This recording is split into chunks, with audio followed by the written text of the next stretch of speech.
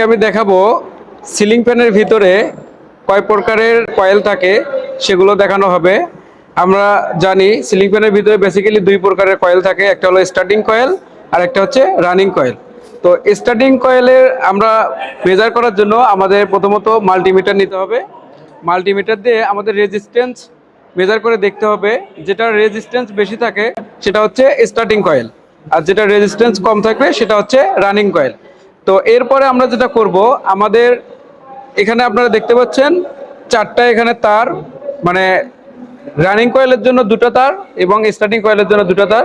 এটা আপনারা দেখতে পাচ্ছেন আমাদের দুটো ওয়েন্ডিং, একটা হচ্ছে রানিং কয়েল আর একটা হচ্ছে স্টার্টিং কয়েল।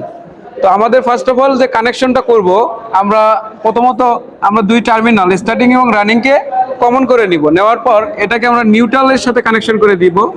নিউট্রালের সাথে কানেকশন করে দেওয়ার পর আমাদের যে ক্যাপাসিটর, যেহেতু আমাদের একই সোর্স থেকে এই পাওয়ারগুলো পায়, যার কারণে আমাদের ফেজ ডিফারেন্স করার জন্য আমাদের একটা লাইনে আমাদের ক্যাপাসিটর দিতে হবে।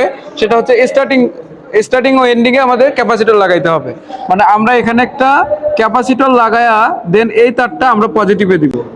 তাহলে পজিটিভে দিলে আমাদের কাজ শেষ। তাহলে আমাদের এখন ফ্যানটা আমাদের ক্লকওয়াইজ ঘুরবে। এরপর আমরা যদি কোনো কারণে ভুল করে আমাদের এই ক্যাপাসিটরটা এখানে না দিয়ে আমরা যদি এখানে দেই, তাহলে দেখা যাবে আমাদের ফ্যানটা উল্টা দিক দিয়ে ঘুরবে। তো আমরা এখন একটু প্র্যাকটিক্যাল দেখাবো। আমাদের একটা ফ্যানের কানেকশন এখানে আছে, সো আমরা দেখাবো যে ফ্যানটা আসলে কিভাবে ঘোরে। তো বেসিক্যালি আমাদের ফ্যান আমরা স্টার্টিং কয়েলের সাথে ক্যাপাসিটরকে লাগাই, তখন আমাদের ফ্যানটা ক্লকওয়াইজ ঘোরে।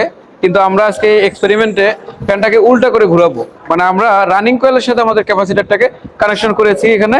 এখন আমরা ফ্যানটা চালু করার পর দেখবো ফ্যানটা এখন উল্টা দিক দিয়ে ঘুরবে। একটু চালু করেন কেউ।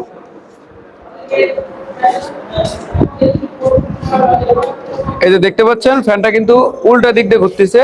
এটার একটাই কারণ, আমরা হচ্ছে আমাদের যে ক্যাপাসিটরটা আছে এটাকে আমরা রানিং কয়েলের সাথে দিয়েছি। এটা যদি আমরা স্টার্টিং কয়েলের সাথে দিই তাহলে ফ্যানটা আবার আগের ক্লকওয়াইজে ঘুরতে শুরু করবে।